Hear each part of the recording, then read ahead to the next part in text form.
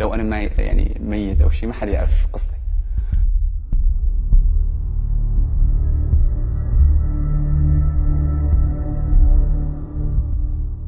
هاي قصتي قصة من بين قصص آلاف الأشخاص بكل فرع من الفروع إزالتها. انه الكيماوي في عالم كثير عم تشتغل على الكيماوي، في عالم كثير عم تشتغل على البراميل، في عالم عم تشتغل، بس هدول يعني يمكن وضعهم اسهل من المعتقل. بني ادم اللي عم يموت بصاروخ عم يكون هو عايش، ما عم يتعذب، عايش عم يجي صاروخ عم يموت. يلي بالفرع كل يوم عم يموت 100 موته. العشرات عم يموتوا يوميا بفروع الامن السوري، وبأبشع الاساليب التعذيب، بأبشع اساليب التعذيب. When you're taken by the military security branch, you're just going to your fate. Since the beginning of Syria's uprising, many have died in government detention facilities. In 2012, Human Rights Watch identified and mapped 27 of these detention centers. While accounts by released detainees and defectors indicated that detention and torture were rampant, and detainees were dying in large numbers, the exact scale remained unknown. Then, in August 2013, a military defector codenamed Caesar smuggled tens of thousands of photographs out of Syria showing the bodies of dead detainees. He said he worked as a military forensic photographer, had personally photographed the bodies and archived thousands of photographs. To verify the photographs, we began to search for the families of those in the images. من تاريخ أخذوا لي يا أحمد، قلت لي إياها تعدل بالأيام. هي كنت أعدون على ورق وأطبعهم على ورق الثاني وأبدأ أحطهم على ورق وأحطهم كل شهر. Ahmed al-Musulmani was a 14-year-old boy from Daraa.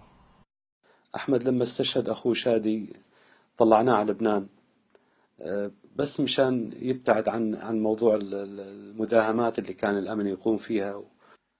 On August 2nd, 2012, Ahmed returned to Syria because his mother had died. فنزلوا أحمد ونزلوا الشباب وقالوا لهم عبوا أكياس وأخذوا منهم الموبايلات. بعد حوالي ساعة يصيح الضابط: لمين الموبايل اللي انت 70 هذا؟ بقول له حمودة إلي. بقول له أنت يا حيف مو تعال جاي وامسكوا موبايلاتكم انتوا يلا روحوا. راحوا الشباب هذلاك وأخذ أحمد الغرفة اللي أخذوا أحمد عليها شرق الحاجز هذا هي أخذوا عليها واختفى أحمد. Ahmed's uncle sought information from government officials but received none. 5 months after Ahmed's arrest, a man with strong government contacts came to his office.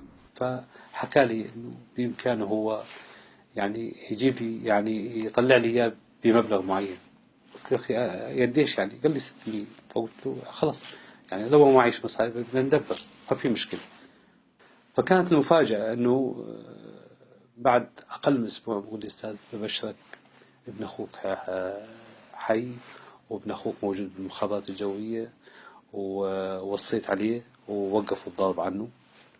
قلت له أي بدي الولد أني ما قلت لك. قال لي لا يا أستاذ إحنا بس جبنا لك معلومة إنه حي ولا مش حي، أما إذا بدك تطلعوا له مبلغ خاص. قلت له ليش يعني؟ قال لي مش أقل من 2 مليون. After raising 1 million Syrian pounds, he was told that his nephew would be released in 10 days. But Ahmed didn't come home.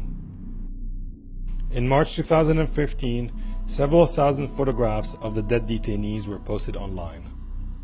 It was the first time families could search for their loved ones among the photographs. قعدت أفتش في الصور، فتفاجأت بصوته كأنه هو، من خشمه من هيبته من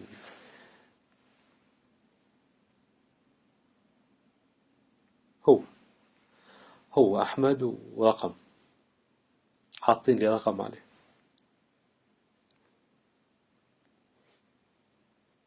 أحمد بدل ما كان يروح صار رقم.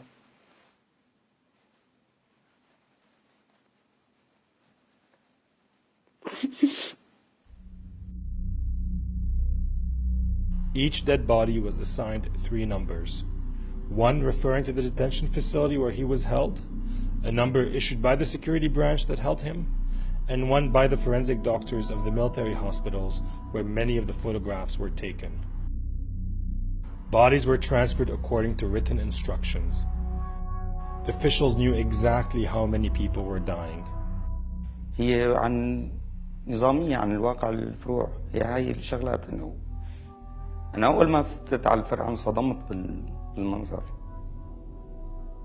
صدمت بدرجة الشحوب ودرجة النحافة والهالات السود حول العين.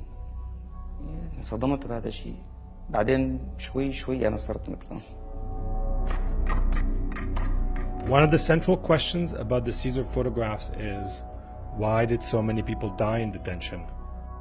هلا الغرف هيك، هلا هاد كوريدور. Former detainees held in the same places as most of the Caesar victims described the conditions. كان يجي مثلا بطاطا من السوق، فمثلا احيانا مثلا بطاطين ونص او بطاطين ل 12 واحد، يعني الهيكل العظمي بيطلع. يعني اذا واحد يكون وزنه مثلا 90 كيلو او 100 كيلو بيرجع وزنه ل 50 كيلو. يعني لقيت واحد كان صار له 9 شهور، عمره 15 سنة، 9 شهور صار له، نحيف نحيف نحيف نحيف، ماله يعني ماله ولا ما في عظم، بس عظم عم يطلع، ما في لحم بس عظم، الهيكل العظمي تبعه مبين. فعم يقول لي اللي بس انت حافظ على نظافتك، لا تخلي حالك تنصاب. هي عامة في تقريبا مثل الجرب يعني. جرب يعني أنا لقيت معتقلين يعني كانوا قديمين بالمعتقل، يعني كل جسمهم وخاصة من وراء يعني لفوق كله ملتهب. هدول الناس طبعا في كثير منهم ماتوا. They told us the overcrowded conditions were unbearable. الشيء المميت بفرع الشام هو عدد الاشخاص المسجونين ضمن المهجع. يعني نحن كان مهجعنا حوالي 115 شخص. مثلا فرضا انا كل 3 ساعات كون انا واقف، بعد 3 ساعات بقعد هيك، طبعا ما في مجال. بعد 3 ساعات مثلا شوي برتكي وهيك يعني بالدور. يعني ما في. Torture was widespread. فتنا لجوا، لقينا في صف للمساجين قاعدين طالعينهم، نازلين فيهم ضرب الكرباج. السجان بيكون معه مثل البربيش، كرباج بيسموه، له كذا يعني قبضة واحدة بس له شعب باثنين، بينزل فيها ضرب مشان تسلخ مرتين، أو كبل ومجدل، كبل رباعي سميك هيك وراجع. شخص من دمشق مسكوه، كانوا كل يوم بيطلعوا مرتين يعني على التحقيق وما بيعطي. بعد اسبوع طلعوه قام رجع منتهي، يعني كبوه كب، يعني كان دم، لانه جلده يعني وكانه انت اذا بدك تعمل هيك بتشيل جلده بايدك. يعني شيء عجيب، تعذيب عجيب وغريب يعني كان. It's called شبح. They tie your hands together, and they start lifting. They have it lifted on a rope, kind of thing, and they just lift it until your whole body looks straight. You're on like tiptoe. I started to cough blood. My lungs got really, I don't know, really damaged, and piss blood as well. بعد شهرين 3 4 5 مثلا بالمعتقل ما بيستوعب الموضوع، يعني بصير عنده يعني عقله بيتوقف، بصير عنده صرع، فالمخ بيتجمد، ما عاد يستوعب انه شو هاد، يعني شو هالتعذيب، شو هالضرب، شو عالم عم تموت مثلا قدام عيننا مثلا. Torture, beatings, and even mild infections could have fatal consequences. نادرا ما بتلاقي انه اليوم ما في ولا موقوف، يعني ما حدا مات يعني، ولا باقي الايام 3 4 5 6 وصلت امرار 11. انا مره شاهد على يوم 11 موقوف بيوم واحد صراحه.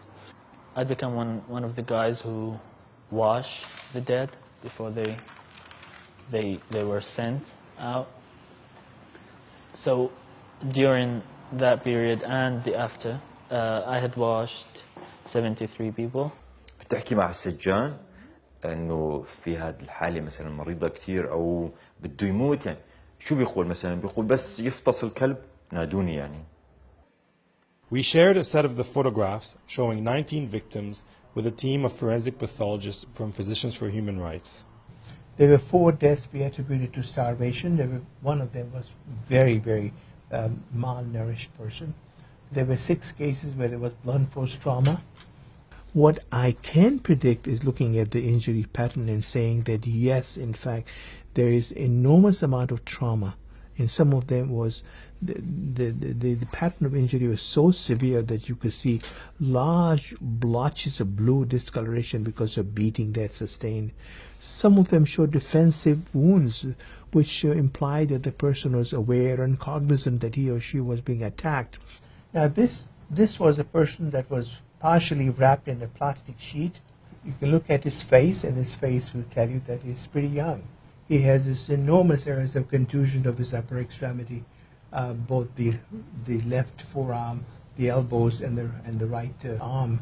And then as you go down to the lower extremities, you see there's very significant injuries.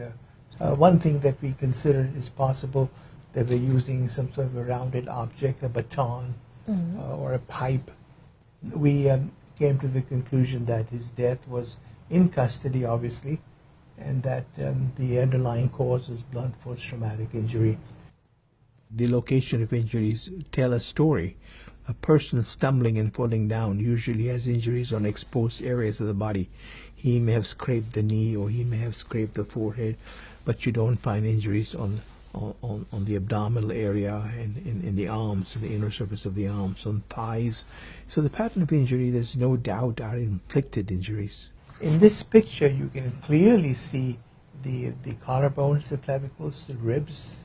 As you go further down, you begin to see what a lot of wasting he has. He has a loss of muscle mass. I think that the photographs speak for themselves. The patterns of injuries are so clear, and they clearly show that these people has been starved to death. Many of them, they clearly show injury patterns that are not consistent with falls. They are consistent with torture. Dead detainees were transferred from detention facilities to 2 military hospitals in the Damascus area. There, they were photographed, initially in morgues and later in a courtyard that Caesar identified as a garage of one of the military hospitals. Using satellite imagery, geolocation techniques, combined with the testimonies of defectors from 2 military hospitals, we were able to confirm that many of the photographs were taken in the courtyard of Military Hospital 601.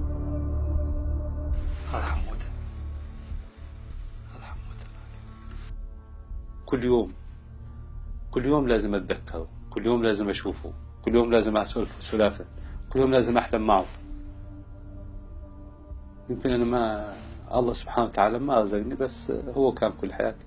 الله يسر، الله يسر.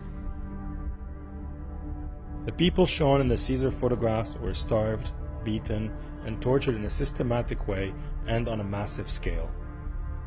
These photographs represent just a fraction of people who have died while in Syrian government custody. Many are still suffering the same fate. Unless independent international monitors are allowed into Syria's detention centers, detainees will continue to suffer and die, and countless families will live through never-ending anguish.